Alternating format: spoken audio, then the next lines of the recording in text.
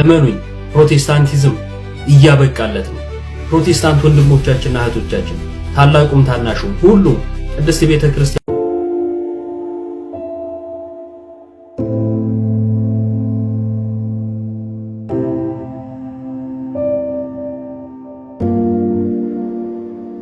ድንግል ሆይ ጠራሻለሁ ነይ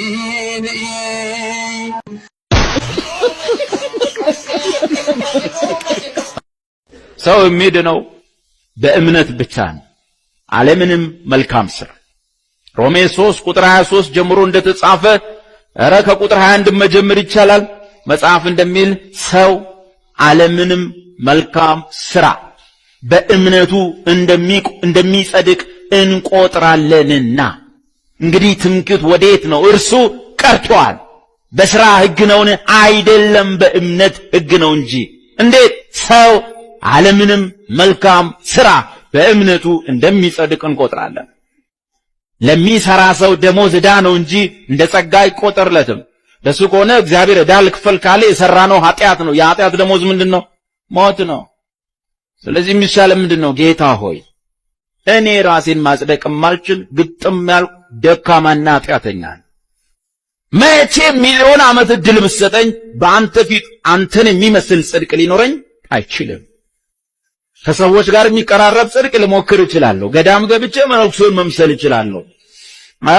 ቸርች መጥቼ ፓስተሩን መምሰል እችላለሁ። መስጊድ ሄጄ ሸከናውን ኡስታዙን መምሰል እችላለሁ። ሰዎች ጋር የሚመጥን ጽድቅ ላገኝ እችላለሁ። አንተን የሚመጥን ሰማይን የሚመጥን ጽድቅ ግን ማግኘት አልችልም። መጽሐፍ ምን ይላል? አሁን ግን በሕግና በነቢያት መጽሐፍ ይመጣል ተብሎ የተጻፈለት የራሱ የእግዚአብሔር ጽድቅ ተገልጧል።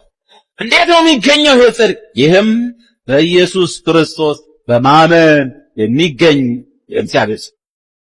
ለምን ልዩነት የለም?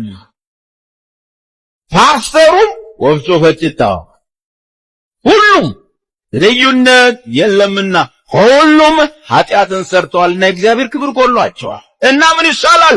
በኢየሱስ ክርስቶስ በሆነው ቤዛነት በኩል እንዲያው በጸጋው ይጸድቃል።